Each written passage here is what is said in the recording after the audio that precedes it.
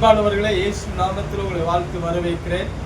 இன்றைக்கான வெற்றிக்கான வார்த்தைக்கு உங்கள் அன்புடன் அழைக்கிறேன்.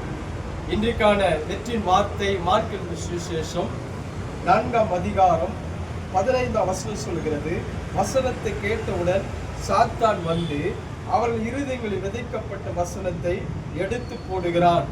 பிரியமானவர்களே, உங்க வாழ்க்கையில இயேசு சொன்ன ஒரு அற்புதமான ஒரு சத்தியம் என்றால், எப்போது சாத்தான் வருகிறான், எப்போது சாத்தான் வந்து உங்க வாழ்க்கையில கிரியை செய்கிறார் என்றால், வசனத்தை விதைத்த உடனே சாத்தான் வந்து.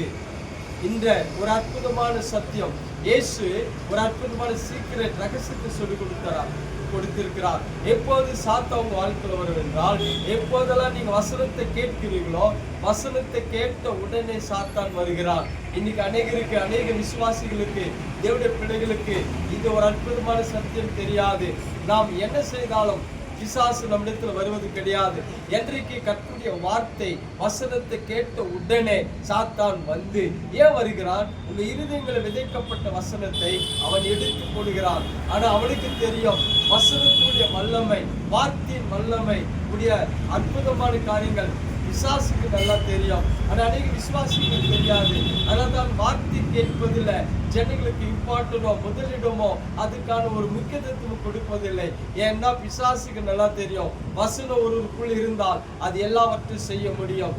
ஏன்னா வார்த்தையும் தேவனும் ஒன்றா இருக்கிறார். தேவனுக்கு எவ்வளவு வல்லமை இருக்கிறதோ அதே வல்லமை அவருடைய வார்த்தை இருக்கிறது. ஆனால் தான் வசனத்தை கேட்ட உடனே சாத்தான் வருகிறான். வசனத்தை கேட்க விடாத பண்ணுகிறது சாத்தானுடைய வேலை. அதை மீறி வார்த்தை வந்து கேளுங்கள். அந்த வார்த்தை இறுதி விதைக்கப்பட்டால் நல்ல அறுவடை, நல்ல விளைச்சல் வாழ்க்கையில கர்த்தர் தருவாராக. கர்த்தர் தாம் உங்களை ஆசீர்வதிப்பாராக.